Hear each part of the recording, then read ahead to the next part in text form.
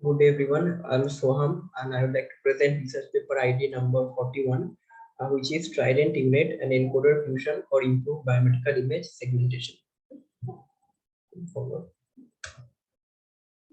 In our overview, we'd like to discuss the layout of our presentation. So we'll start with introduction, followed by motivation and objectives, and then we'll have a quick look into the existing literature survey and the background concepts. Then we'll have a look into what data sets we have used and our proposed architecture. And then we'll see the results and analysis, and we will end our presentation with conclusion and future work. So a biomedical image can be described as the process and a technique of imaging the human body or the interior parts of the human body. It can also be said as visually representing various organs and tissues through images. So we all know that MRI, X-ray, etc. all come under the bucket of biomedical images. Now, biomedical image segmentation is a process where we segment the biomedical image into two parts, that is the diseased part and the healthy part, or we can say it is the affected part or the unaffected part into a binary mask. So now our main objective is to identify the diseased part from the surroundings, and the diseased part is our region of interest, which needs to be identified from the image. Now we already know that with the advancement of deep learning approaches and the vast availability of low cost data, it is the recent deep learning architectures is coming up due to this reason, which has been very effective in this image segmentation procedures. So all our discussion involved with approaches keeping deep learning techniques in mind. Now, in our motivation and objective, we all know that we are in the middle of a COVID pandemic situation. So I think there is a need to make the image segmentation procedure, as efficient as possible. So our object, so I mean, the main target with image biomedical image segmentation is to finally get to a point where we'll be able to do fully automatic segmentation without human intervention. But right now, where we stand, we are yet to reach that milestone. In our analysis, we have used the detection of colorectal polyps only, or polyp segmentation, because biomedical image segmentation is a very vast field, and we have chosen this polyp segmentation because this is one of the most difficult problem in biomedical image segmentation, due to the fact that there is no hard boundary between the affected and the surrounding region. So it makes it very difficult to find the segmentation region due to this reason. Now our objective of this project is to come up with techniques to by leveraging the existing state of the art, the techniques and approaches, and to come up with an engineering solution that uses these existing approaches and come up with results that improves upon existing results. And we have considered two polyp segmentation data sets for our analysis purposes. Moving on to literature survey.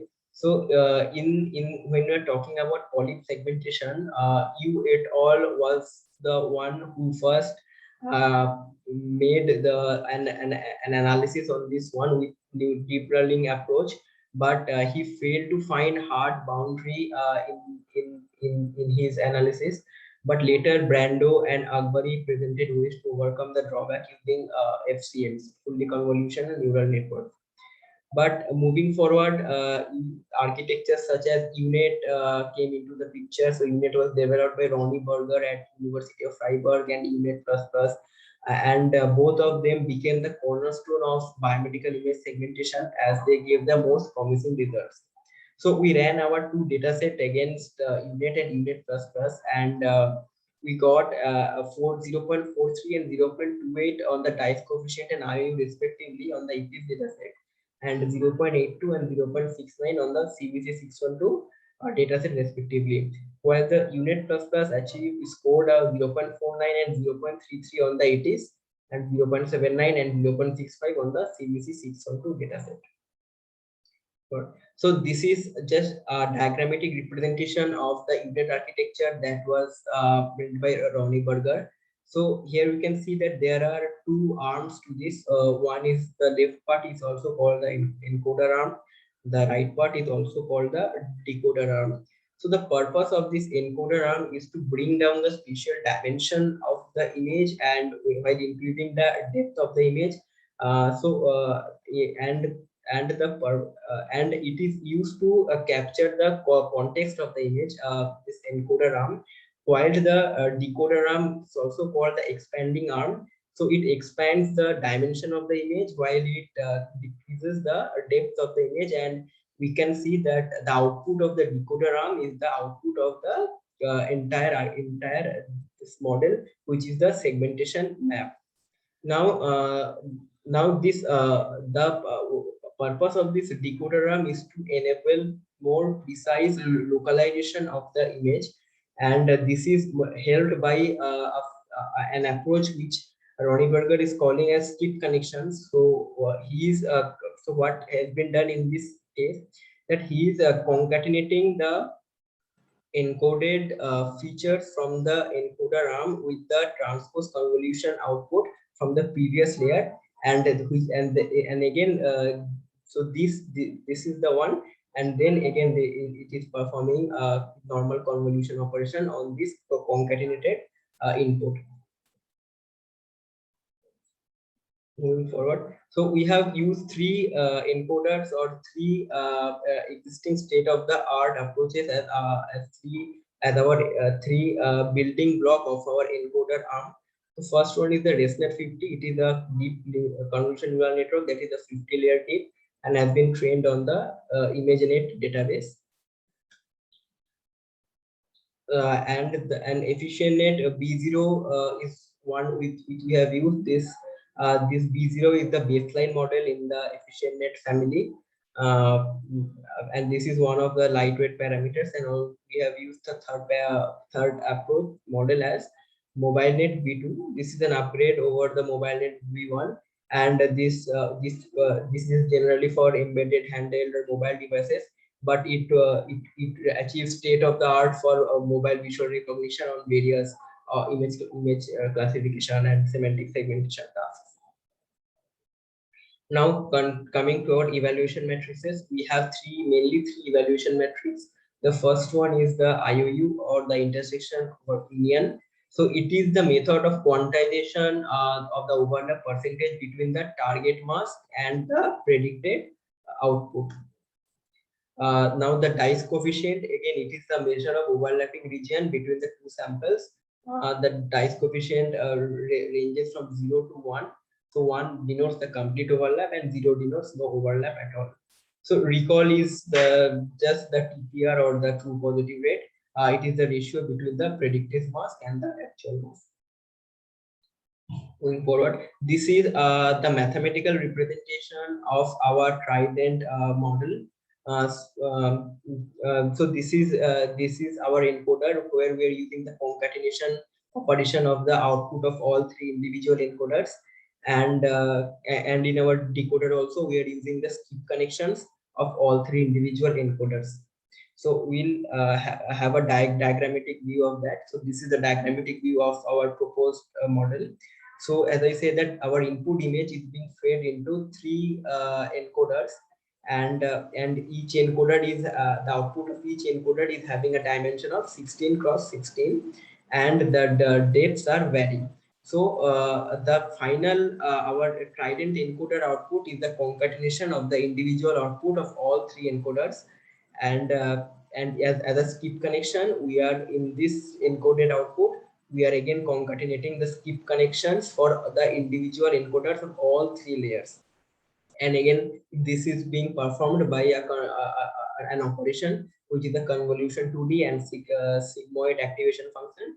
And again, when this output is being again concatenated with the skip connections of the previous layer and so on and so forth, it is happening in iteration till the output where we are getting the output mask of shape 256 into 256 into 1. So this is the binary output mask. We have considered two data sets here. One is the first one is the ETIS data set. Second one is the CVC 612 data set. So ETIS data set has a total of 196 images and the original dimensions are 966 cross 1225. We have used train test validation speed of 80, 10 and 10 for both of these two data sets. And this is the 158:19:19 is the absolute number of images that has been used for train test validation for the ETIS data set. And similarly for the CVC 612 dataset, there are around 612 images, and this is the original image dimension 288 cross 384, and the train test valuation speed is 80 cross 10 percentage, which is 490 cross 61:61. Moving forward, so coming to our results and analysis first part, here we have compared our Trident unit architecture against the individual encoders or the individual backbones, where we have used only one encoder RAM instead of our ensemble encoder RAM in the Trident unit. So here we can see that the unit performed better than all the individual encoders. Here we see that on the recall, the performance is 3% more from the efficient unit or ResNet unit, which is the best individual encoder in this case. So from the outset, 3% might not look like much, but from the perspective of biomedical image segmentation, it is a significant improvement. And this below, this is just one of the images that we are showing. So on the left is the actual image. So this is the image of it is an image, and this is the actual mask of the affected region. So you can see that this part is the affected region. As I said, due to the absence of any hard boundary, it is very hard to detect the affected region. So with the visual eye, it might be very hard to see this one, but this is the affected region, and this is the prediction output for all of them. And you can see that the output for the Trident one is closest to the actual mask than the other encoders or other models. Going next, this is the same kind of analysis for CVC 612 dataset. Our Trident encoder outperformed all three individual encoders. And also this, as an image, we see that our Trident image is the closest to the actual image than the individual ones. Now, in this results analysis part, we have compared our approach against existing state-of-the-art methods. So we have compared with the unit architecture, the unit plus plus, the SFA, and the REST unit plus plus. So here we can see that the Trident unit significantly outperform the existing methods by a significant margin. So yeah. Now, this is just a diagrammatic view of the last slide. Here we can see that this is the dice coefficient and the IU score, and the dice coefficient and IU score, and we are seeing the Trident unit score against the existing unit or existing state-of-the-art methods. So, so as part of the conclusion, we can say that the Trident unit provides fairly competitive and consistent results. But I mean, the future works will probably include various experimentations with dense connections and attention mechanisms. And also, since our model is more heavyweight than existing models, so we'll try to make our model more lightweight by depth tuning of pre-trained models and hyperparameters that have been used in encoders. This is the reference section, and this is the team behind this project. Thank you.